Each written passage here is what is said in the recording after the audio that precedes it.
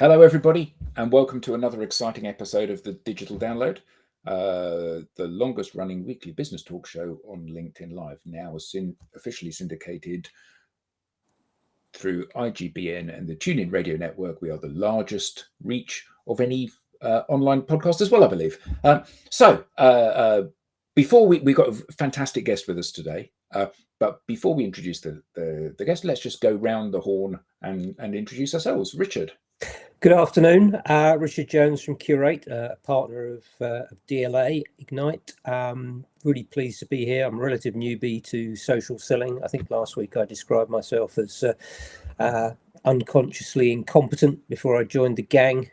So I'll repeat that joke because I know Tim enjoyed it last time, but I'm now feeling a lot more consciously incompetent. I kind of know what I don't know I'm doing right.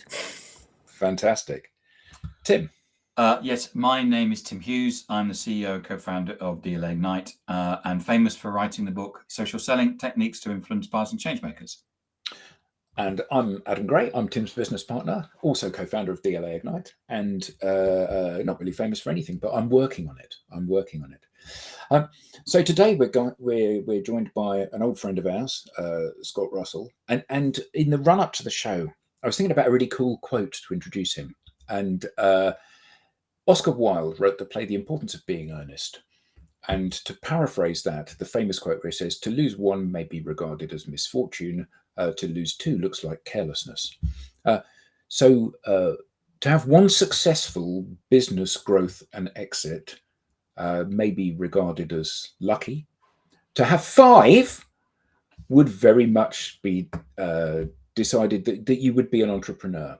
So with that in mind, let me introduce our dear friend, Scott Russell. Hi, guys.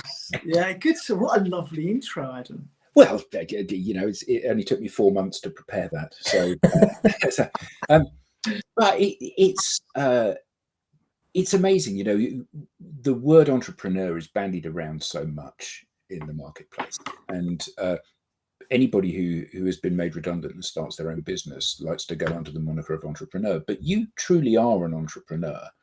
And in your kind of found, grow, exit, you've learned a lot about business and a lot about what makes a business successful. And in your last business, you had the strapline, the coffee company, you had the strapline fueling ambition.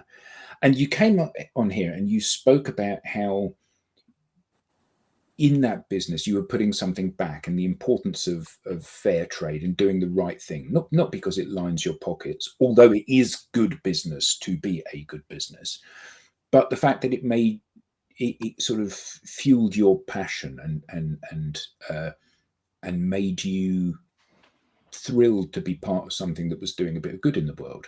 So I guess as a kickoff, why don't you tell us a little bit about how you got to here, where you are today, and some of the kind of anecdotes and things that you've learned along the way. Oh wow, what a great intro again. Yeah, so I'm learning French, and my French teacher said to me, you know, the word entrepreneur, it's a noun, it's a doing word. It means emprendre, it means to follow on. So I suppose a true entrepreneur is someone that can just follow on and do it again.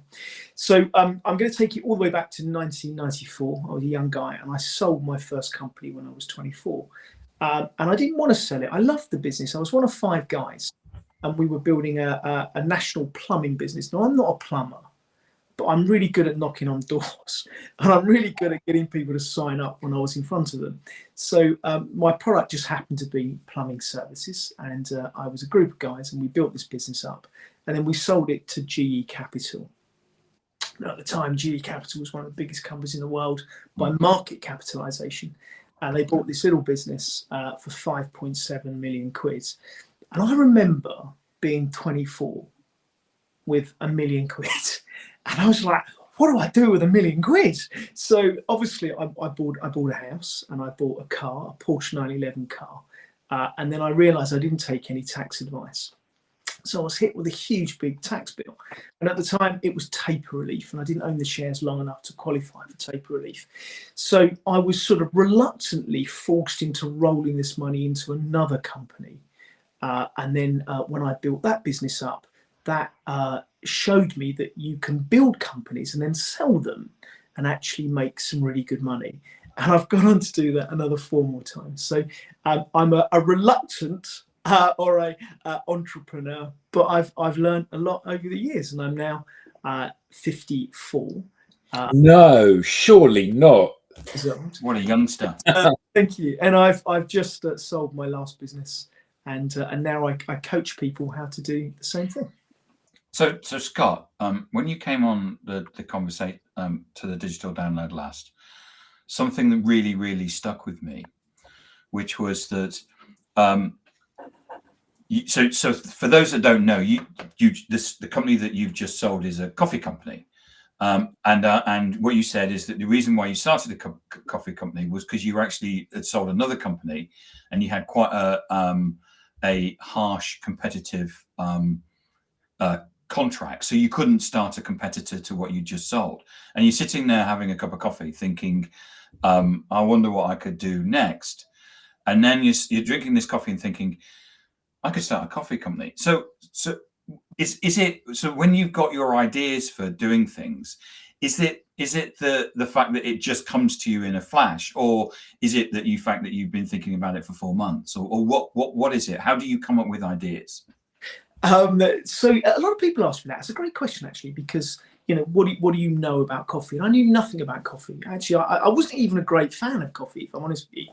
I didn't mind a double espresso in the morning if I was going for a run, but wasn't really a great fan. But what I realised, this was way back in 2007, is that there was a niche there. There was an opportunity for a cool hand-roasted coffee brand. Our Antipodean cousins were doing it really well in New Zealand and Australia, and it was this fledgling industry that was sprouting up, and people were paying for $3 for a coffee in Melbourne, and that was just, wow, mind-blowing. So if they're doing it there, surely it's going to work over here. And the concept of building a great business is the same whether you're selling plumbing services, telephony, healthcare, whether you're selling, coffee. It honestly doesn't matter. It's about building a brand that people want to buy. And there's a difference between a brand that sells and a brand that wants to. If you can create a product where people want to buy it, you don't have to sell it. So, some brilliant brands out there. We could say Apple, we could say Ferrari. These are brands that you don't wake up one morning and someone sells you a Ferrari. You want to buy it. You want it. And that's the magic elixir. Create something that people want to buy, and the rest will start to fall into place. So yeah, it's no attachment to coffee. It just seemed quite a good thing at the time. Scott, quick question from me. How do you think that this translates into a sort of a B2B world? I can see in the sort of consumer world, you can create a brand that people want to buy. But in the B2B world, I think it's possibly a little bit more challenging. So I'd be interested in your take on that, and how you think maybe you could aspire to the same model. Yeah, I'd flip that back to you, actually, and say I think it's easier in a B2B. And all of my book companies have been B2B companies, even the coffee company. Okay. It off as a B2B. So we were working with some huge businesses, and the concept is that let's supply to big businesses, and let's gear the business ready for that. And before that, we were dealing with the NHS, and before that it was telephony. So I understand the B2B market probably a lot better than the B2C market. But once you're doing it pretty well with you understanding it, then the transition to a B2C isn't too difficult. So yeah, I'll flip that back and say it's probably easier B2B. Oh, excellent, good. So obviously along the way you've created some very loyal, high-performing teams, because even as an entrepreneur, it's not all you, is it? You surround yourself with good people that do a lot of the lifting, and you funnel their ideas. So how do you create the culture within a business that invites people like that to come in and contribute, rather than people just to see it as a job? And the best thing to do is talk to young adults, go to a school and ask these sort of brilliant questions, because if you follow the normal path of an entrepreneur, we create a company because we love the product or the service that we're doing. We get good at it and we start to grow, and we get busier than one person can deal with. So then we bring on board an assistant, and that assistant helps you grow, and then you build maybe an ops team, and then you create this classic pyramid. And that's how the business starts to grow. My concept is completely the opposite. So I'll create the company, I'll create the concept, and I think I know what the value is going to be in the future. And the first thing I'll do when I launch that business, I'll try to replace myself. The very first person I try to replace in that business or hire is someone to take my role. And then once I've done that, then I'll look at the next challenge, which could be logistics, could be marketing. And I'll look to bring on board a brilliant person there. And when I say brilliant people, I can find these brilliant people because they just don't have that courage to do it for themselves. They've got all the skill sets, they've got all the products, they're brilliant at what they do, but they're not a founder, and they just haven't got that leap of faith to do it. And it's brilliant to take on people like that, because you can take that energy, you can take that passion, and you can really help them become a company owner. So reverse the pyramid, get yourself out of the business, and then start to bring on people that perhaps haven't got that opportunity or that know-how, and then you can teach them. And you hear a lot, hire people that are better than yourself, but that's not too difficult with me, actually. I'm not actually that good at anything. And one of the nicest things people can say to me, and they've said to me over the years, you don't actually do something. You're really lucky, aren't you, Scott? You've had 5 companies. You don't ever seem to do anything. You don't ever seem to be anywhere. You never sit in a meeting anywhere. But yet you built these 5 companies. You know, you're an incredibly lucky guy. I'll leave that with you. Yeah, well, it isn't luck, is it? It's about you're incredibly generous with your praise of people, and you demonstrated it here. I spoke for 30 seconds to introduce you, and oh, what a lovely intro, thank you. That was a really, and it's that you have a gift for making people feel good about themselves and giving them a safe space to be able to do their thing, I guess. Having known you and some of the people that you've worked with, they feel very empowered by you. So what can founders and business owners do to help create that environment where people feel that they can really bring the best of themselves? Because we hear time and again so many organizations are people focused, and they're not people focused. We're a family. Yeah, exactly. These are just phrases that are rolled out, aren't they? They don't mean anything 9/10 of the time. So how do you make it different? Because your recipe has worked, and every business that you've started has been in a completely different industry. So the business bit is the transferable skill. The industry knowledge is complete. There's no overlap between any of these. So how have you managed this? Yeah, it's a good point. And I remember my grandfather. When we was growing up, my parents worked long hours, and I would stay with my grandparents. And my grandfather was a proper old gent, post-war gent. And he was a guy that used to clean his shoes every day and have a press shirt, even into his 80s and 90s. And he always said to me, Scott, whenever you meet somebody, find something genuinely positive about meeting somebody and praise them. I love your suit. Doesn't your hair look great today? It's really, and he said, but you've got to mean it. You can't just say it, because people will see through that. And every time I meet somebody, I'll try to find something positive. And you can apply that approach to people that you employ, the products that you're servicing, the teams that you're bringing on board. And I'm a great believer in, I'm quite happy. I don't need to sit on a pile of cash or a pile of shares. I'm quite happy within an afternoon to give away 60% of a company if I can get the right people on board during that session to take that to the next level. And people say, oh, I'll never give away equity. Equity's precious. No, it's not. It's not precious. People are precious. The products, the services, the delivery, the interaction. And if you can't afford to pay for those people, then get them on board, offer them, share options in the business, get them on board. And that concept works across a whole plethora of companies, because you've got someone there who's not an employee now. They walk out and say, I'm a company owner. I've got shares. And this goes against everything they teach you in business school. Yeah. So you've got a vision for your businesses. You start the business and you have a dream of where that can go. So what do you do to instill that dream in the others that join the business or work with you? Well, and it's not a dream, actually. It's actually a mathematical calculation, and I pretty much know where that business is going to go, and that's just through 30 odd years of building companies. And a few years back, my third company, I already had an option to sell that business when we got to a certain level. So there was a promissory contract signed. There was a future of the business.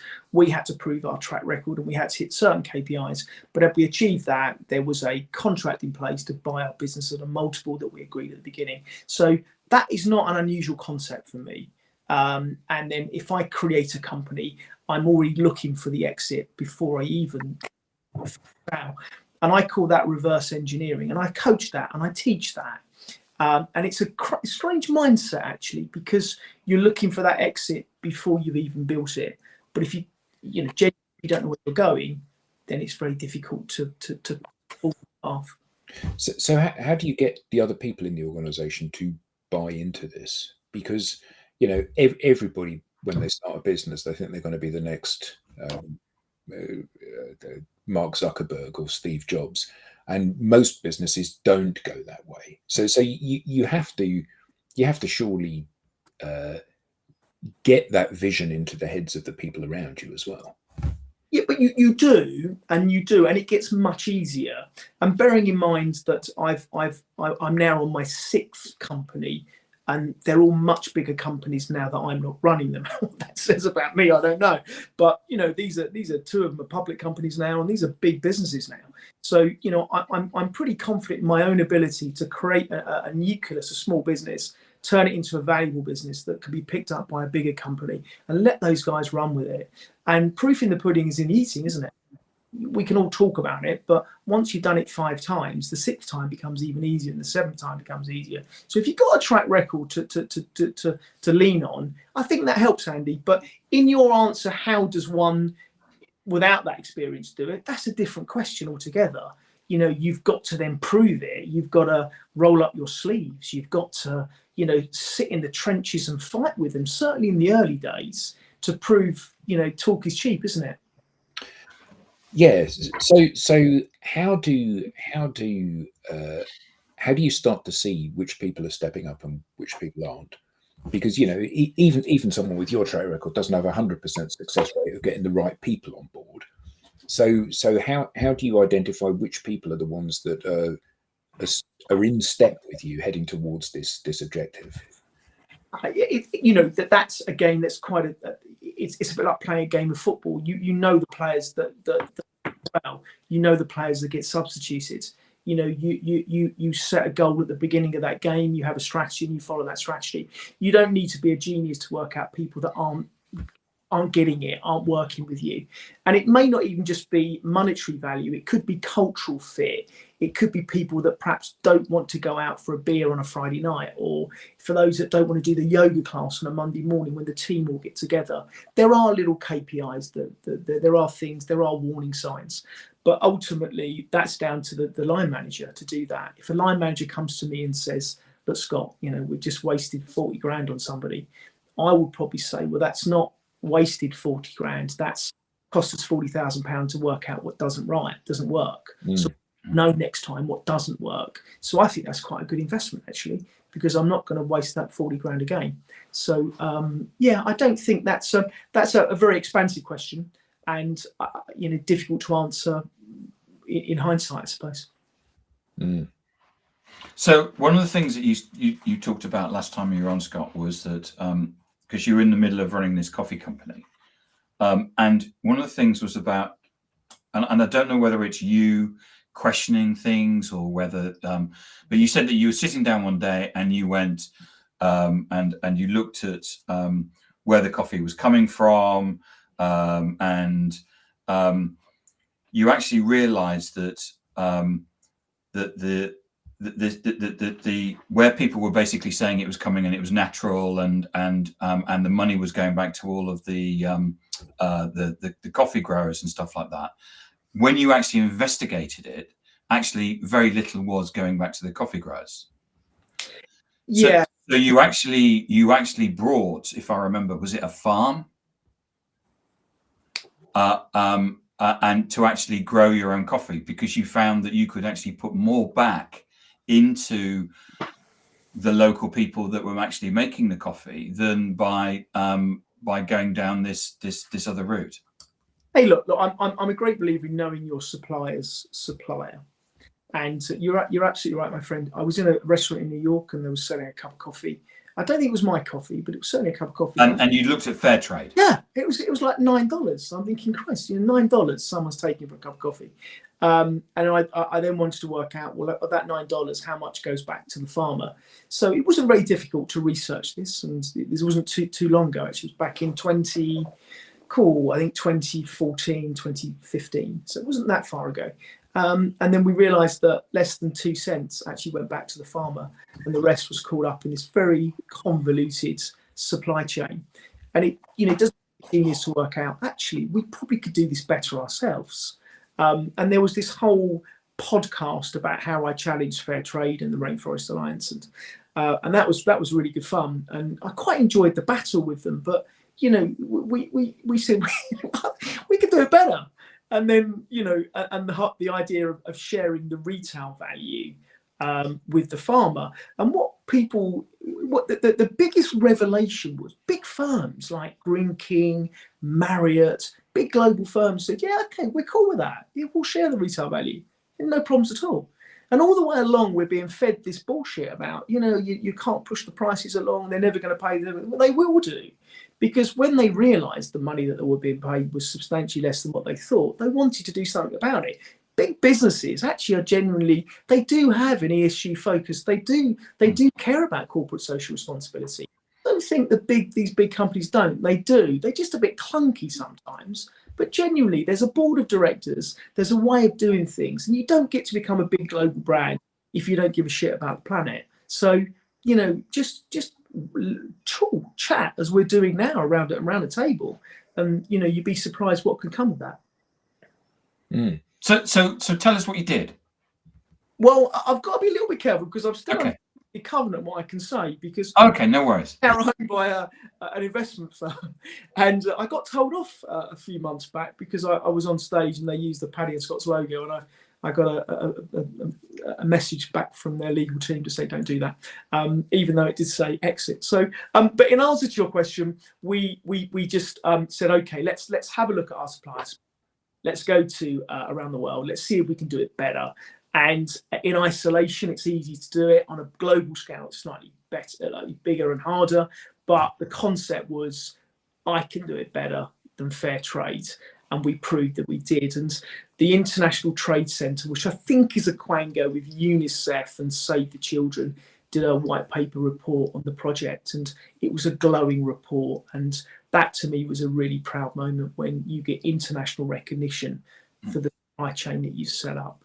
And that was these guys were following us for months to find out what we were doing right and what we could do better. And it was a great place to be when that report was issued. So clearly you've had some phenomenal successes during your career, starting a business with nothing and exiting with loads, and repeating this and things like the fair trade, or improving the world of fair trade and getting the kind of the rubber stamp and the ratification of that. But sometimes things don't go well. Sometimes things go dreadfully badly and don't pan out as you planned, either in a business or with a client or a project, or with some concept that you have that you can't take to market and you've completely misunderstood what's going on. So how do you bounce back from that? Because I've never seen you not smile. I've never seen you take any of this stuff. You're always upbeat. If something's going well, you're smiling. If something's not going so well, you're still smiling and have got that kind of energy around you. So how do you do that? How do you do that? Because that's something everybody would like to know, I'm sure. Look, I'm a blessed guy. I've got my health, I've got my family, I've got 4 great boys. I've got a son that's 26 that's rocking it in the digital media world. Just bought his first house in London. He's filming in Cambodia. Then he's off to Los Angeles. I've got another lad that's about to leave to go to Canada to teach girls how to play rugby. I mean, I'm a blessed guy. I'm in a beautiful home. I have a home in Southwest France. I have a home in Portugal. I have a home in the UK. I get to travel when I want to, and I get to coach brilliant entrepreneurs. Why wouldn't I be smiling every day? Why wouldn't I? And that's like celebrate, like you said, about you meet someone and you find something really nice about them that you can compliment. Yeah. How do you frame this? Because I think that I saw a really great. Now, I'm not a big fan of Stephen Bartlett, but I saw one of his Diary of a CEO podcasts when he was interviewing Jimmy Carr, and Jimmy Carr said, "We suffer from life dysmorphia at the moment. We have got it better than we have ever had it." He said, every time you get in a hot shower, remember that 50 years ago, nobody had a hot shower. So that simple pleasure is something you should be celebrating. You've no idea how lucky you are. And yet, objectively, we are that. But subjectively, we look around and go, oh, God, I wish I had a new car. I wish I had a new pair of training shoes. Wish I could go on holiday. These people seem to be living this wonderful lifestyle. So how do you reframe this stuff when things are not going well? How do you do what you just did and say, yeah, that's gone to crap, but this other stuff is what defines me, and this is what's really important? How do you keep perspective on this? Again, you're probably asking the wrong person, because I tend to see the world in rose-coloured glasses. So, if a doctor said to me, okay, Mr. Russell, you've got 24 hours to live, I go, right, okay, let's get on my motorbike, let's go and do a parachute, let's go and make the last 24 hours really count. I wouldn't sit there and mope and think, Christ, what am I going to do? And I think, when you're around someone that's genuine, honestly positive, then that brings out the positivity in other people as well. So, I used to love sitting in our management meetings on a Monday morning, because I would feed off that positivity, and that positivity would go back in spades to the team. And, empowering people that have never been empowered before, asking one of our baristas to come into a board meeting, a strategy meeting, and say, okay, come on, how are you going to run this? How would you run this company better? How would you do it? Come on, sit down. You've got the floor for 10 minutes. And they're never going to get that opportunity again until they run their own company. The brilliant Maddie Gray, your daughter, at the time that she worked with us, and she worked with an intern, and they designed the first keep cup made from recycled Bic pen lids. There's over 1 million of those out there that your daughter's created, that she's done that now. She's got her initials in the product code. I know. The QR code, it's got her initials on there. And but would you give that project to an intern and a school, someone with a school experience? Absolutely, of course we would do. And that empowers people. And, there is something to, about this. Now, you can't just be positive for the sake of being positive, because that looks a bit sinister. That looks a bit strange. So, but it's as human beings, you're right. We've got things really, really well. And, if you were setting up a company tomorrow, there is so much help out there for you. There's an opportunity called the internet, social selling, where everybody now can be your customer. And this is something I never had when I was a young lad growing up. So yeah, I think it's a good time to be alive, isn't it? It is. I mean, I remember the first business that I ever set up 25, maybe more years ago. And I didn't know anything about it. I didn't know anyone like you. I didn't know an entrepreneur. Didn't know anyone, because there was no internet. You had your immediate network of people that you knew, but I didn't know anyone that kind of could give me a leg up or point me in the right direction. So I went to the Citizens Advice Bureau and said, I'm looking to start a business. What do I need? And they said, well, you should go to Business Link, because they've got some help they can give you. So I went to Business Link and I said, I'm starting my first business. What do I need to do? And they said, well, you need an accountant. I said, well, show me an accountant. Here's a list of accountants. So just pick one of these because we can't give you any advice. So, well, I've come here for advice. I've not come here for a shopping list. I've come here for advice. I want you to tell me what I need to do so I can go and do it. And now I get it that it's a great deal easier from that perspective. But also it's a lot more difficult because now there are loads of people like me that are starting their first business that now have got all of this help, and it's a lot easier to launch a business today. So there's more competition, and that's a bad thing, isn't it? I think you set your bar. That's the thing, is that there's more competition, but people want to be a millionaire within 6 weeks, and this just doesn't happen. It doesn't happen. It doesn't take 6 years, 10 years to become a millionaire in business. So you just got to set your sights realistically. And when you set your sights realistically and you do the basics well, you've got a better chance of the other person setting up that business on the day. And it's just as simple as that. It's doing 5 things every day really well. And this morning I was up at 5:30, and I'm not a gym guy, but I do like going for a run in the morning. I had a mentoring session between 10 and 12. I picked my son up from school. I've got a conference call here. I'm on a podcast with you guys. I'm doing a keynote speech this evening. Every day I'm really super busy. So I don't really get time to sort of, wonder or ponder. And when you explain that to young entrepreneurs that are setting up a business, I don't think they realize how hard you've got to work. You've got to work really hard. But if you're really enjoying that work, actually, it's not like work. And this is the thing. So it's trying to sort of, get people to take on board these tasks because they enjoy doing it. And then success may well follow you and you're not pushing it. So enjoy what you're doing, initially, I think it's a really key thing. It's an obvious thing, but I think we miss the obvious things in business sometimes, don't we?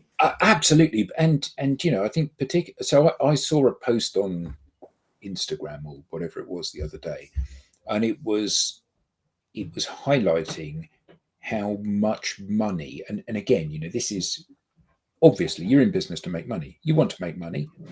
You're prepared to work for that. You don't expect a free ride. But everywhere young people look, what they do see is people getting a free ride. Now, I'm not saying that being an influencer isn't hard work and these people don't deserve. Kim Kardashian didn't get to have 150 million followers by accident.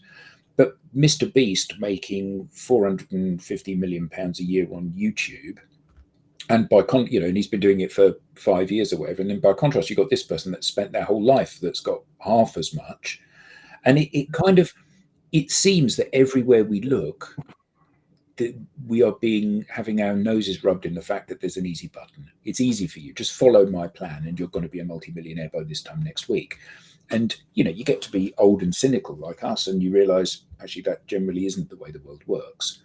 But I'm not sure that young people see that side of it. They don't see that you work, as Arnold Schwarzenegger said in his autobiography, the reason I'm going to win is because I'm going to work harder than you. Not because I'm a better actor or stronger or fitter or more handsome or anything. It's because I'm just going to outwork you. And that work ethic is something which is so often not talked about, isn't it? Yeah, and I think, do you know what, guys? I think the sort of younger generation get a bad rap as well, actually. I think I meet some really hardworking young entrepreneurs. I meet some really hardworking baristas and people doing sort of, on agricultural apprenticeships. And these guys are working, these girls are working really hard. And, let's not, so we all like to talk about a woke society and this and that. And I think that's a very small majority, really. So, I think that, they get a bad rap.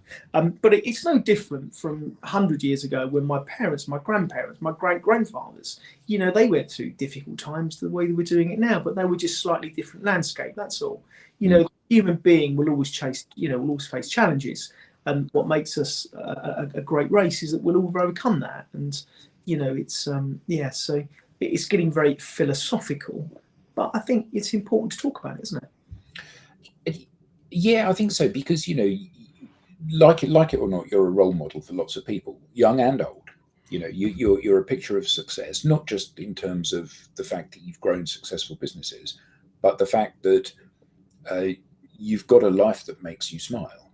Like you said, you're up to, you jump on your bike and you flash home in order to get here in time to do the podcast, and then you're going to be off speaking somewhere, and then you're doing all of these different things, and And I think often the fact that that's hard work, albeit work that you love, that's hard work is maybe not seen by many people. Yeah. Look, I think people do see it and they do realise it. Maybe they don't want to see it, and that may be the problem. Yeah. But fundamentally, I don't think people are stupid. I think they realise that you've got to work hard. And there's always going to be exceptions to the rule. You're always going to have Mr. Beast or Kim Kardashian or what have you. Of course you are. You've had that forever. So look, it's I coach entrepreneurs, and it's the best job in the world. I coach 12 entrepreneurs per month. It's one-on-one. I don't do any virtual. I'm no good with tech. I've got a tiny little screen. I'm using my phone. I don't even know how to use a computer. I've never used a mouse. I've honestly never used a mouse thing. And I host a radio show for a business that I own. And what scares me to death is all the technology, all the buttons and the flashing bits and so forth. And when they said to me, right click, I said, well, what's right click? What does that mean, right click? I don't care what that means, right click. I can use a phone. I'm pretty good at that. And I can, but yeah, so do what you're good at, and if you're not good at, pay someone else to do it for you. That's my lesson in life.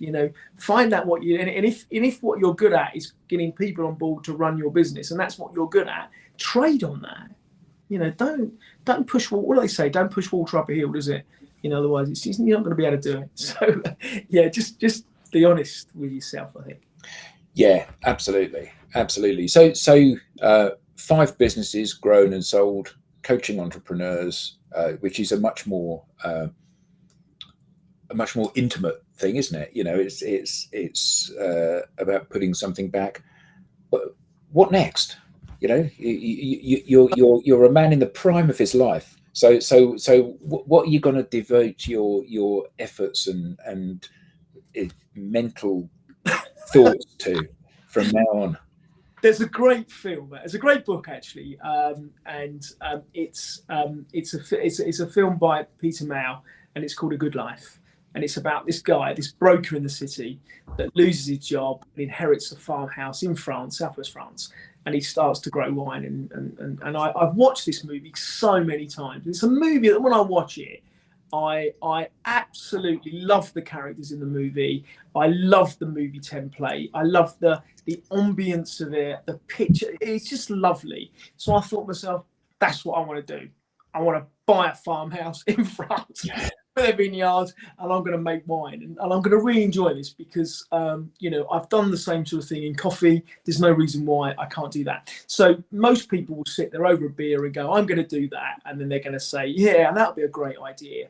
And then it doesn't go anywhere. Mm-hmm. But what I did, I jumped on a plane.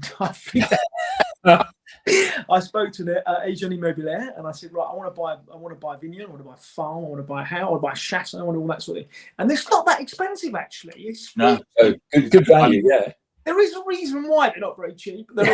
I can tell you that, but that's a completely different story. So I thought, right, okay, this is the area I want to be. I want to put a brisket in the oven in the morning.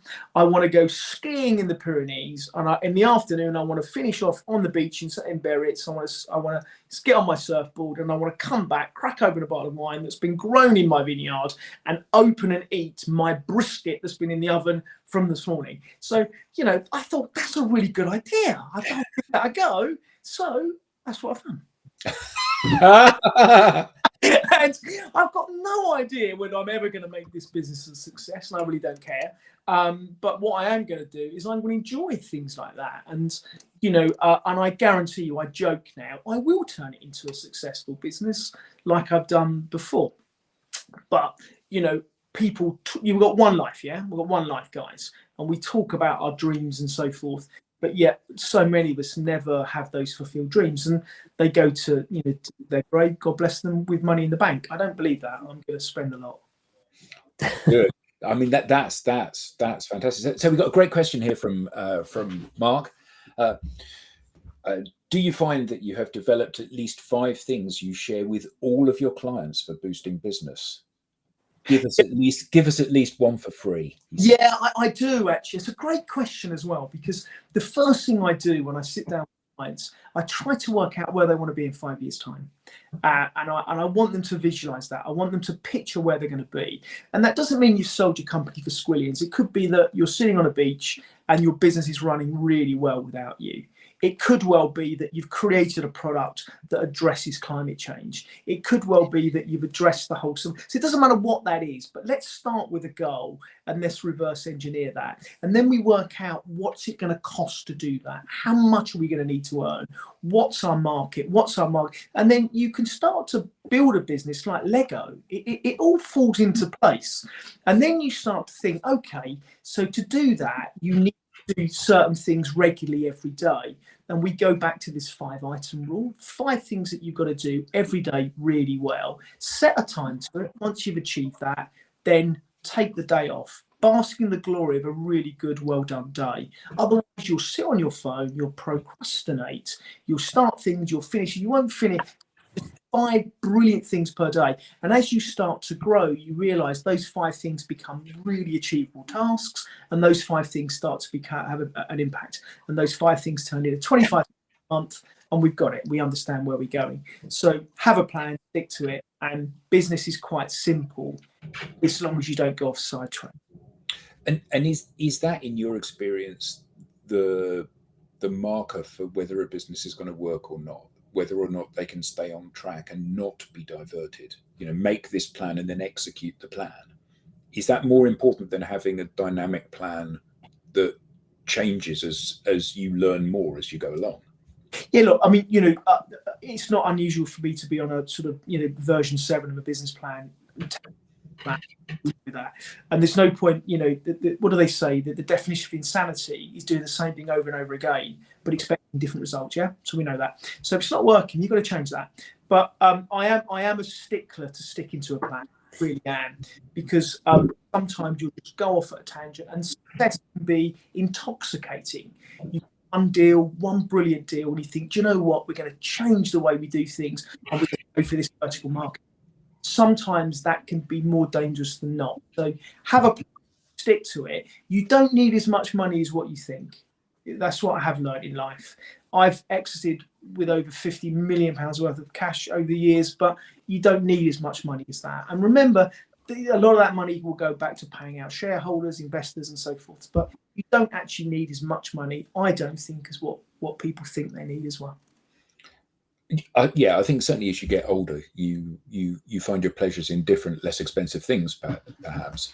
But I think the idea of the religious keeping to the plan, change the plan if you need to, but keep to the plan is really important, because I guess it then gives you a yardstick to measure whether or not things are working or not, or you're going in the right direction. Yeah, if you can't measure something, if you can't monitor it, you can't measure it. If you can't measure it, you can't monitor it. So we all know these analogies, and it's like baking a cake. It's like doing anything. It's like maintenance on your car. You have to follow a process. There's no point taking the oil sump off without taking, draining the oil. There's and people are always looking for that fast fix, and that doesn't work. So, but a mindset as well, making sure if you embark on a journey, if it may not be me, but get yourself a business coach. One of the best advice I can give somebody is get yourself a mentor or a business coach early on in your journey, because it will just stop you getting the scars, because they've already got them. They've already had them. And if there's money, and they're not, a good business coach doesn't have to be expensive. You can have an online coach. You don't have to be face-to-face online, but definitely do that. And there are organizations out there that will fund up. There's leveling up money available to get yourself a good coach. Definitely do that. I've had a coach for 17 years, still have one. And how do you find a good coach? Because it seems to me like advice is cheap. Everybody's got an opinion on something, and you are somebody whose advice I would take, because you've proven it. And I often joke about, if I've got a business coach, I want them to be rocking up in a Ferrari, not on a bicycle, because actually it demonstrates that they have been able to execute on their own thinking of this, and it's paid them a dividend for doing it. I'm not looking for a life coach, I'm looking for a business coach. So how do I find a good business coach? Where do I go to do that? Well, it's funny because a lot of successful entrepreneurs are quite philanthropic in their nature. They are, and they want to give back. So, just pick up the phone. There's an old term for you, isn't it? Reach out to people that you respect, and you'll be surprised at the response that you get back. The amount of people in my career that I've reached out to, which I'd never ever expect someone to do, but they are, and they will reach back to you. And you're right, Adam, get a coach that you respect as well. I think that's really important. They don't have to have sold businesses for millions, but they need to have proven themselves in the chosen field that you're going into, whether that's creating teams that can deliver the products or product manage. You just get someone that you respect, and you've got to sit in a room with that person for 3 hours. Do you want to sit in a room for 3 hours with somebody? Is that something that's going to drive you mad? Would that be a chore? Or do you want to look at your watch and go, Christ almighty, we've been in this room for 3 hours. It's gone like that. Mm. They're the sort of people that you want to align yourself with. But reach out to people, because you'd be really surprised who'll come back to you. So in all of your career and successes and failures and things that have happened, what are the most important learnings that you've had, things that you're reminded of day in, day out, and you like to kind of say to people, you need to be mindful of this, or here's something that I found the hard way? Yeah, it's a good question. Without sort of, don't take so seriously, all that sort of stuff. But I'm trying to, that's a great question. It deserves a good answer, a well thought out answer. And I think that just don't be harsh on yourself. So many people, they give themselves a hard time. They beat themselves up. And, failure, I've had failures. No one ever talks about my failures. But, people always want to talk about the successful companies that you built. They don't want to hear about the failures. But the failures are good as well. There's some great stories where, maybe over a beer one evening I could, if I want to do it on air. But, that age-old question, you learn more from your mistakes. You generally do learn more from your mistakes. And, you don't make a mistake. You just learn that it's not the right way of doing it. And that's equally as important as well. Yeah. Good. Yeah. Well, I guess that it would be really nice if you could give a little kind of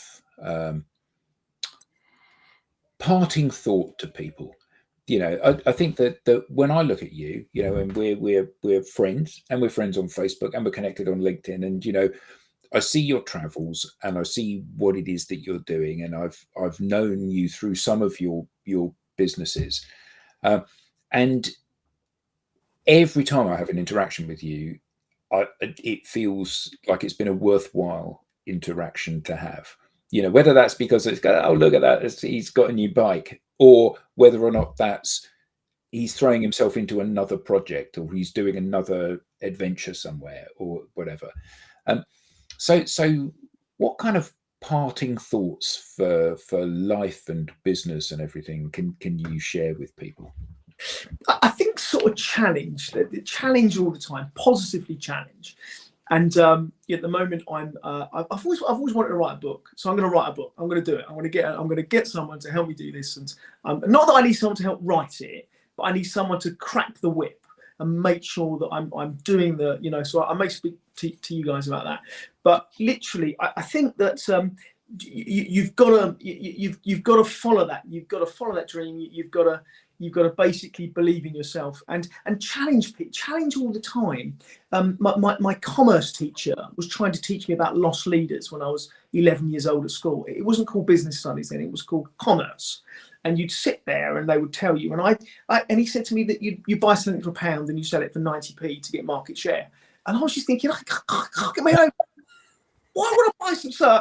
Why would I buy something for £1 and sell it for 90p? My mum and dad would go mad. And he went, no, because it's about getting market share and you've got to get people using your products. I said, but that just means that they're using it, but they only want to, they've paid 90p for it. But the product's worth £1.20. Why do I want market share of a product that's being sold below what it should be being sold for? And he just sort of said to me, Scott, get out of the room because you're disruptive. The classroom. and I was put outside. And I had to sit in front of the headmaster and tell him that I just disagreed with a commerce teacher. And my mum and dad had to come to the school, and I was disruptive and so forth. And they were really proud of me. And they went, Scott, you carry on disrupting. So all through my career, if someone tells me I can't do something, I'll listen, and then I won't take any notice. I'll just go, right, I'm going to find the workarounds. If someone tells me I can't bottle in the area where the vineyard is, I'll say, why can't we bottle there? There's no palliation there. We can't do this. We can't do that. Why not? Well, let's do it. Let's make that work. And I just think that it's, positively, don't be just, there's a fine line between disruptive, being, obnoxious, obtuse, whatever words you want to use. But if you genuinely believe something, rules are the fools, right? So write your own rules. Oh, yes. Yes, I like that. And your commerce teacher, well, he might be dead now, but if he isn't, I hope he's looking at you. Now, I remember, although he's a hideous individual, the guy that Tim, whatever he's called, that started Wetherspoons. Yeah. And apparently one of his teachers at school said, Tim, you'll never amount to anything. His teacher was called Wetherspoons. Yeah. And so he named the pub this teacher's name, and he thought, I'm going to build the biggest pub chain in the UK, and I'm going to name it after the teacher that told me I would never amount to anything. So every time he walks down the street in his town, wherever his town is, every time he walks down the street, he'll see this and he'll think of me. Now that's a little bit extreme, but it's quite a cool idea. So I hope that your commerce teacher is looking at you thinking, I should listen to Scott, because I wouldn't be wearing my tweed jacket with the patches on the sleeves. Do you know what? I hope he, I don't mind. It was just the moral of the story is that the class were just happy to nod along and go, yeah. And I loved commerce, and it wasn't cool to be good at school. I've got no exams at all. I have I left school with absolutely nothing. I have an honorary degree now. I have I'm an honorary fellow of the University of Suffolk, and I get to wear these beautiful robes once a year, and I get to stand with all the dignitaries and what have you. And I feel like a real fraud because these guys work really hard, and I stand there and I give out the awards and I shake their hands, and I'm thinking, I hope they never ask me an intelligent question, because I just wouldn't know how to answer it. But it just goes to prove, and my 16-year-old son is going through his GCSEs at the moment, and there was so much pressure on the youngsters. I sound like an old guy. There's so much pressure these days, and really, no one's ever asked me what I got in my GCSEs. No one's ever asked me what my degree is. No one's ever done it. So it's not the end of the world if those exam results aren't as good as what you thought they will be. And please don't tell me, and you hear these horror stories of depression and even worse that these youngsters go through now because their exams aren't what they should be. And that's a pretty sad state of affairs. So, smile, you're brilliant, whatever you want to do. There's a career for you. There's a fact, you're just a brilliant human being. And I think a takeaway is, just be pleased with what you've got, I suppose. Yeah. So Scott, so what are you riding at the moment? A motorcycle. Yeah. What time? Actually, where do you want to start? So I'm into electric bikes. I'm really loving an electric bike. Okay. And on Sunday, actually, I'm going to ride an electric bike all the way to the south of France. So that's where I'm riding. And my girlfriend and I are riding these bikes. And the most I've ridden so far is 60 kilometers in a day. So I'm not quite sure how long it's going to take, but maybe a couple of weeks. I don't know. If I get bored, I'm going to put it on a thing. But in answer to your question, I have a Royal Enfield 650 GT, which is a stripped down cafe racer, which I absolutely love. It's a cool bike, far cooler than me. And the other one is an R9T, which is a BMW, more of a touring GS. And my love for cars is equally the same as my love for motorcycles as well.